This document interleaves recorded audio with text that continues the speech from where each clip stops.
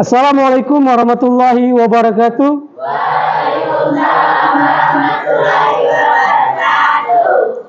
Selamat pagi. Bagaimana kabar hari ini? Baik. Alhamdulillah, puji syukur kepada Allah ya, sudah diberikan nikmat sehat sehingga kita bisa bertemu di kelas ini lagi ya, pada pertemuan hari ini. Sebelum kita memulai pelajaran, ada baiknya kita membaca doa dulu yang akan dipimpin oleh teman kita. Silakan. Sebelum kita baca doa mulai. Bismillahirrahmanirrahim.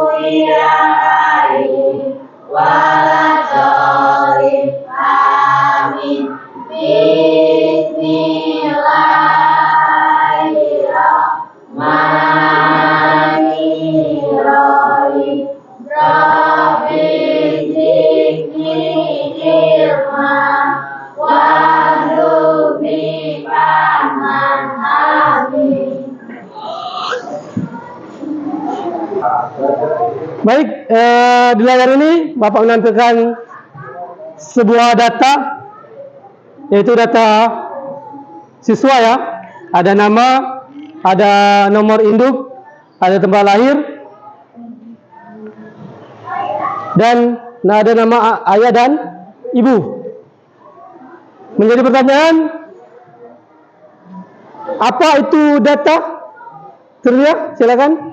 Data adalah fakta mentah atau informasi yang belum diolah dan belum memiliki makna tertentu. Data bisa berupa angka, teks, gambar, suara, atau informasi lainnya. Oke, tepuk tangan untuk terlihat. Sangat bagus ya. Ya benar. Data itu adalah data mentah, bisa seperti gambar, file, bisa juga kalau yang tampilan Bapak tadi itu data sudah terbentuk ya, terbentuk dari sudah jadi data siswa, sudah ada nama, ada NIP-nya, ada nama ayah dan nama ibu. Ya, tujuan pembelajaran hari ini, kalian mampu menghubungkan pengetahuan tentang konsep dan berpikir komputasional dalam pengolahan data. Ya, ini tujuannya, tujuan yang akan kita pelajari hari ini. Dan untuk pembelajaran hari ini, Bapak akan menampilkan sebuah video. Simak baik-baik videonya.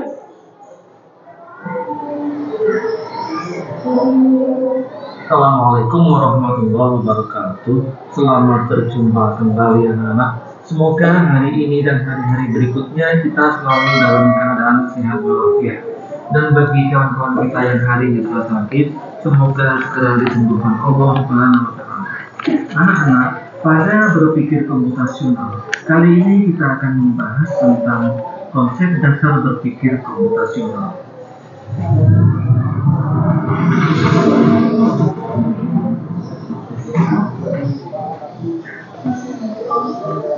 Pernahkah kalian merasa kesulitan saat harus mengerjakan tugas yang rumit, seperti merencanakan acara besar atau membuat jadwal kegiatan yang padat? Atau pernahkah kalian bertanya-tanya bagaimana aplikasi navigasi seperti Google Maps bisa menemukan rute tercepat? Atau bagaimana asisten virtual seperti Siri atau Google Assistant bisa memahami perintah suara kita?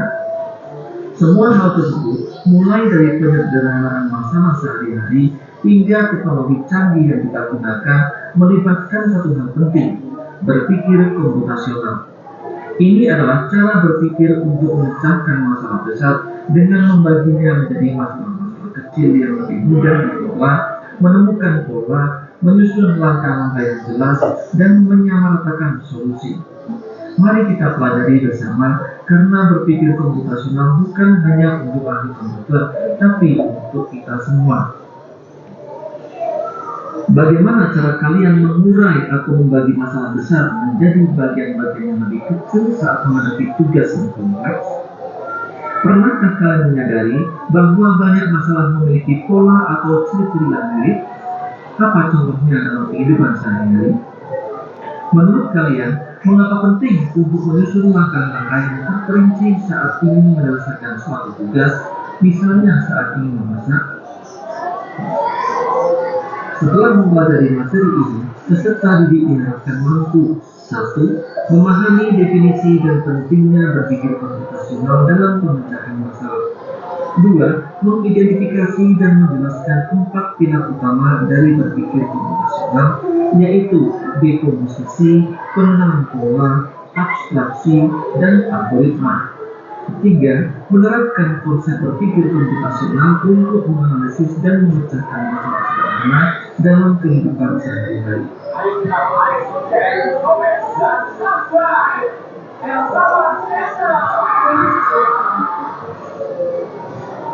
Apa itu berpikir komputasional?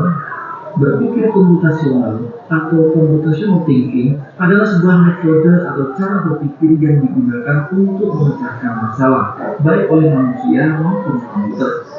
Metode ini tidak berarti kita harus berpikir seperti robot, tetapi lebih kepada cara kita mengorganisir dan mengelola data dan masalah secara logis. Konsep ini memiliki 4 pilar utama. Dekomposisi atau decomposition.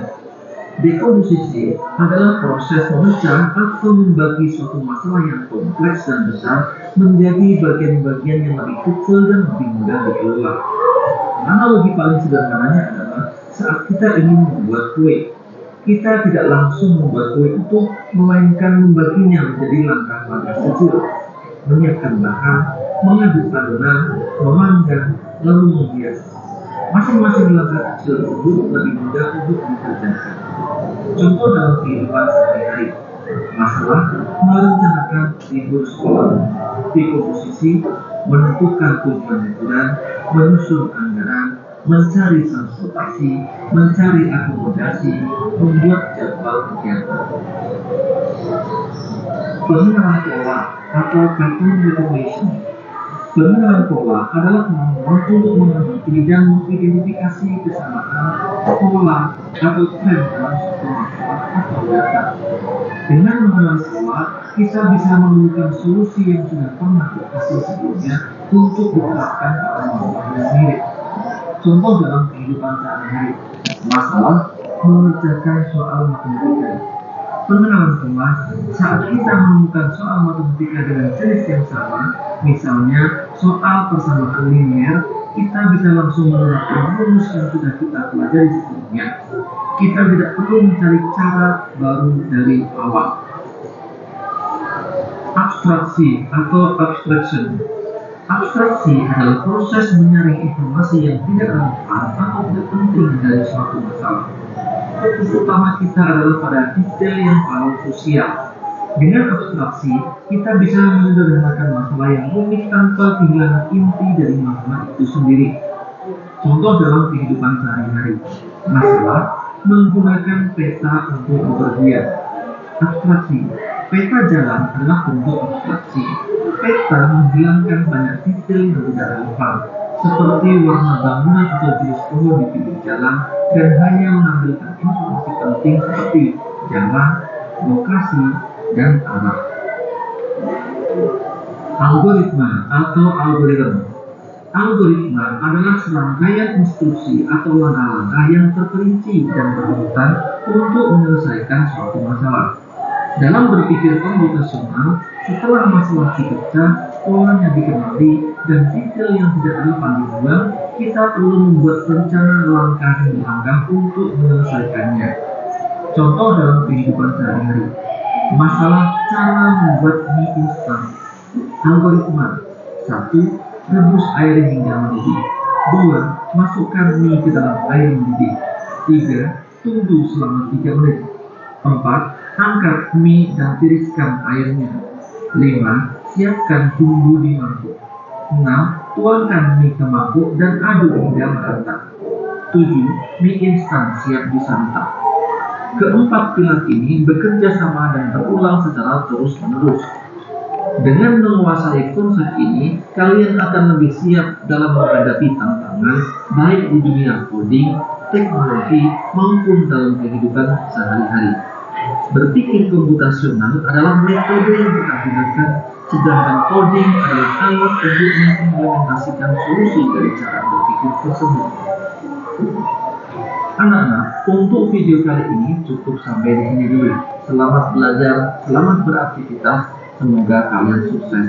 Wassalamualaikum. Oke, dari tampilan video itu yang dijelaskan adalah berpikir komputasional, yaitu adalah pemecahan masalah ya. Sudah sering kita temui di kehidupan sehari-hari. Bagaimana kita memecah masalah itu dengan urutan apa runut ya, runut atau dengan urutan. Seperti yang digambarkan di video tadi, masak mie tidak mungkin langsung jadi kan. Ada urutnya, dibuka bungkus dulu, atau kita rebus airnya dulu, buka mie, masukkan bumbu, itu kan ada urutannya ya. Itulah adalah berpikir komputasional. Nah, untuk hari ini kita akan belajar komputasional dengan ini hanya mengulas kembali. Nanti akan timbul gambar seperti ini di HP kalian ya. Minggu kemarin ya sudah ajarkan ya. Ada gambar seperti ini atau perintah seperti ini. Di ChatGPT kerjaan buatan ini sangat simpel aplikasinya, sangat mudah dan sangat praktis ya. Dengan perintah prompt yang akan kita buat di sini. Misalnya kalian mencari tentang apa? Tentang pelajaran sejarah, misal ya. Tinggal kalian ketik di sini di HP kalian yang Bapak ajarin kemarin ya. Ketik sini perintah promptnya. Apa yang cari? Misalnya kalian pengen mencari peta di IPS misalnya. Peta di mana? Tinggal kalian ketikkan di sini promptnya, perintahnya. Tolong buatkan saya peta apa? Seperti itu. Buatkan saya peta Amerika. Dan sini ada tanda panah, tinggal diklik, maka otomatis perintah dari apa yang kita promptkan ini akan muncul, yaitu sebuah peta dari ChatGPT itu. Nah, untuk hari ini Bapak akan membagikan sebuah LKPD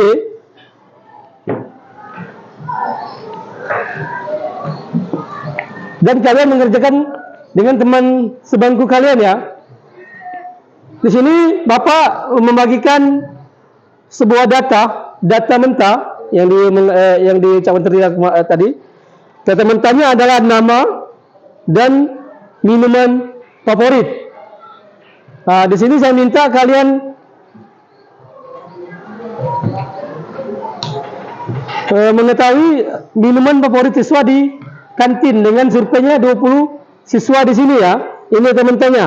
Jadi untuk tugasnya kalian cari dengan menggunakan HP yang sudah Bapak beritahu kemarin ya, minggu kemarin. Caranya sudah Bapak kasih tahu, tinggal dicari. Nah, kalian jawab di pertanyaan, urutkan minuman favorit dari yang terbanyak sampai yang tersedikit dan beri kesimpulan ya, beri kesimpulan dari apa yang kalian dapat. Paham ya? Oke, saya bagikan.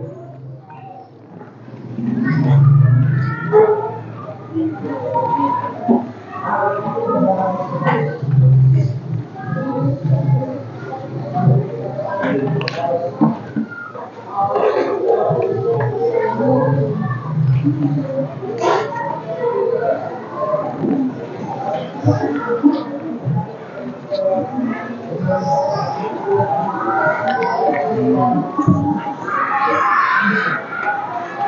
silakan kerjakan. Penggunaannya sama ya, yang saya bapak ajaran minggu kemarin, cara penggunaan chat GPT ya.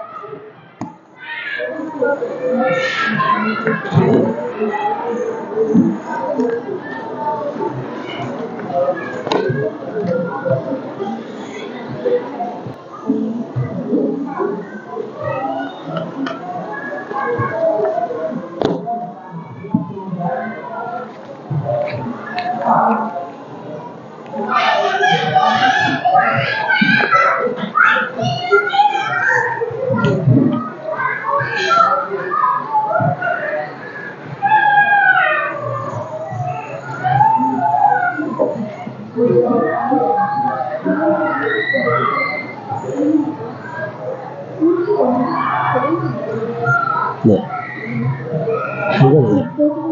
Ini kesimpulannya kan?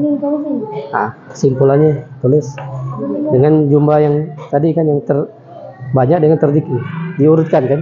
Urutannya yang terbanyak dulu sampai ke yang terakhir, yang dikit.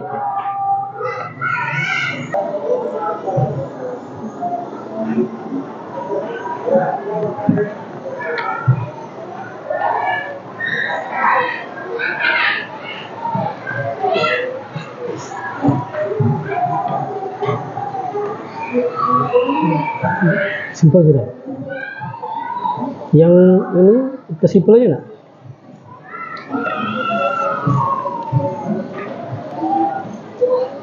Oh, ini urutkan ke bawah jadi kayak urutkan T-nya berapa, ke urutnya cek ini satu-satu cek ini, jangan sini susah pak ini.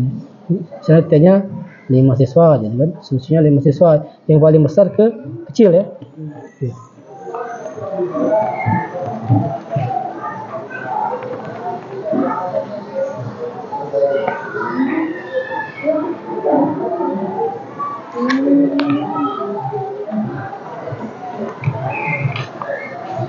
Kesimpulan sudah?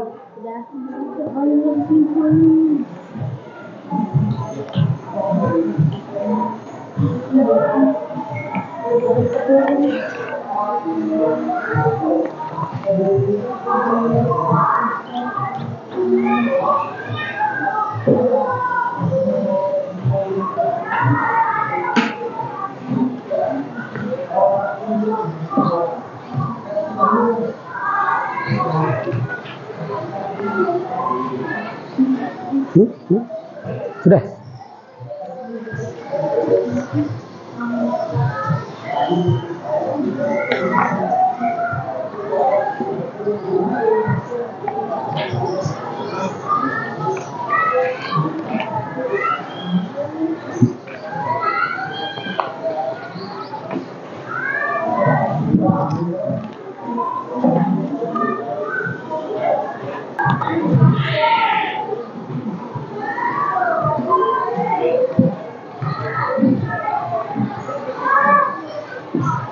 Sudah apa namanya?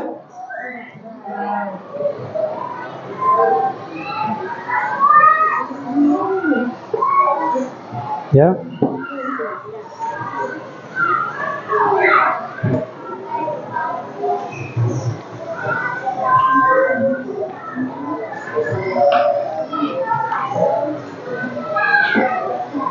Di depan ini namanya sudah?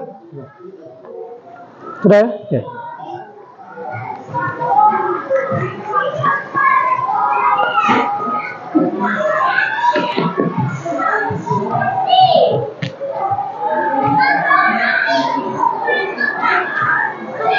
Oke, silakan kumpul LKPD-nya. Cukup satu orang yang mengumpulkan ke depan. Silakan.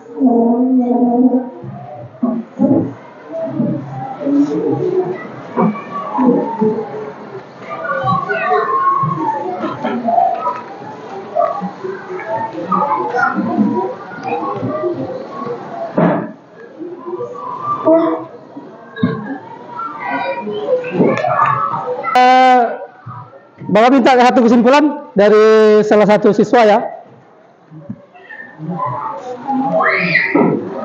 Ada yang bisa menyimpulkan atau menjawab yang tadi?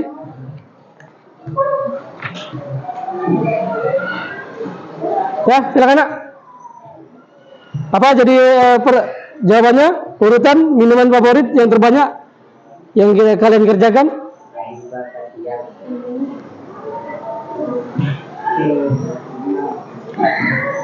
Yang T-nya berapa orang? 7 orang. Oke, yang minuman favorit itu T yang 6 orang atau 7? 7 ya. Susunya? 5 siswa. Terus? 4 siswa. Terakhir? Air mineral 4 siswa. Air mineral 4 siswa. Berarti ada dari survei yang 20 ini ada 4 minuman ya? Benar ya? 4 minuman. Yang pertama teh. Kedua susu ya. Susu. Yang ketiga jus. Yang keempat air mineral. Oke, jadi untuk LKBD ini terjawab ya dengan menggunakan chat GPT sangat mudah ya. Tinggal dipoto, maka otomatis jawabannya yang apa kita cari akan keluar. Pak pesan, chat GPT kan buatan manusia dengan kepintaran. Memang bagus menggunakan aplikasi ini ya. Tapi Pak pesan, gunakanlah aplikasi ini dengan bijak. Misal, kalian mencari jawaban atau soal yang mungkin menurut kalian itu susah nih ya. Jadi boleh digunakan.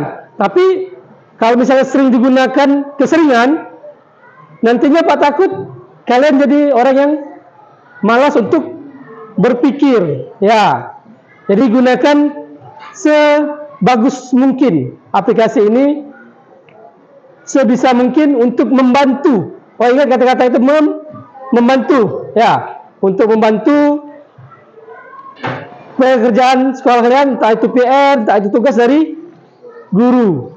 Nah, itu gunaan dari AI. Dari Bapak Ranapi, dari jawaban kalian semuanya hampir benar dengan kesimpulan masing-masing ya dari kalian. Bapak anggap pelajaran hari ini sudah mencapai tujuan kita, yaitu mengolah data dari data mentah, dari survei data mentah minuman siswa dari kantin 20 siswa ya.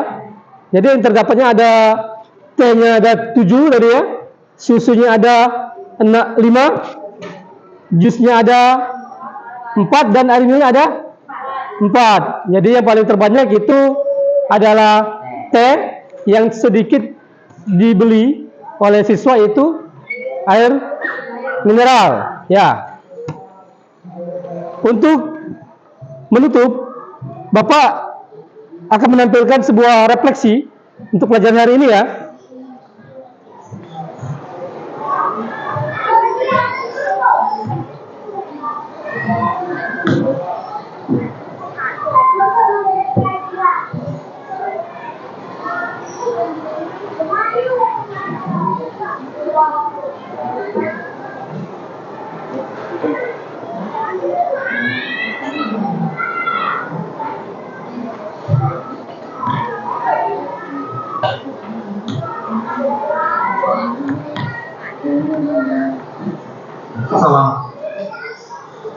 Nah, ini refleksi hari ini ya. Bapak akan bagikan. Cukup tulis di bawah jawaban kalian refleksinya ya. Refleksi hari ini yang kalian pelajari. Silakan jawab dengan jujur. Itu untuk Bapak. Bagaimana Bapak akan memperbaiki pelajaran Bapak ke depannya ya. Bapak kasih waktu 5 menit untuk mengisi. Ya.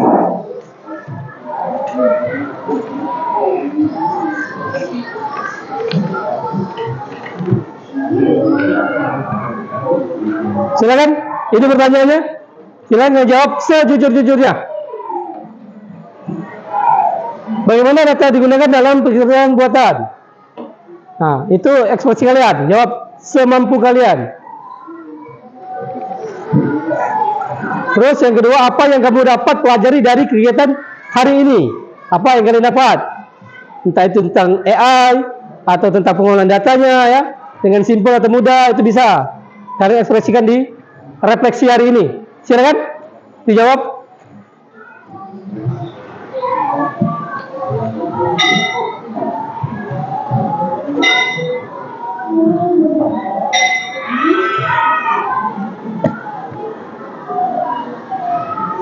Ya silakan tinggal nak. Waktunya kalau Bapak kasih 5 menit.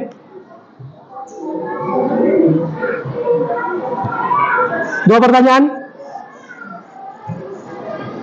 Itu nalar kalian, logika kalian ya, yang kalian rasakan untuk pelajaran hari ini setelah mengerjakan LKPD dan menggunakan chat GPT atau AI buatan, kecerdasan buatannya.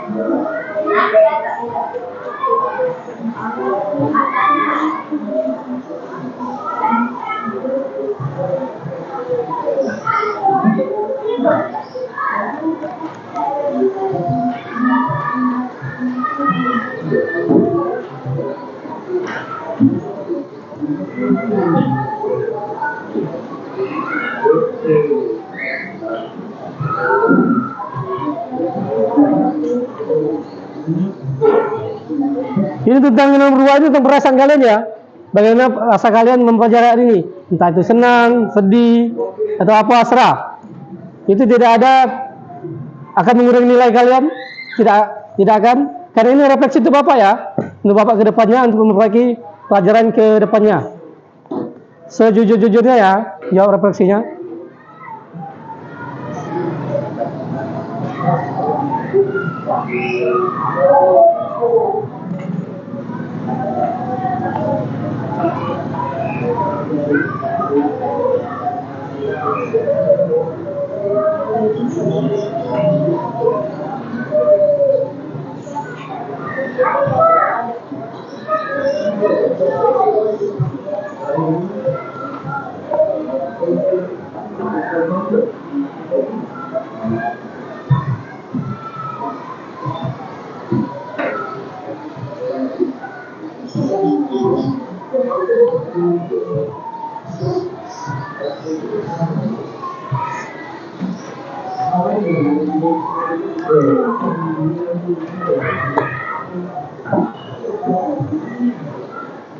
Oke, silakan kumpul. Silakan kumpul.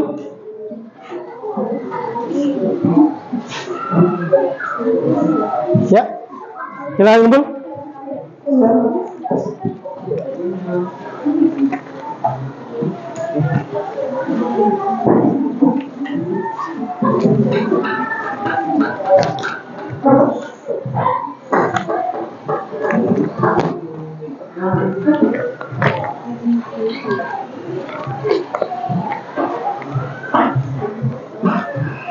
Terima kasih.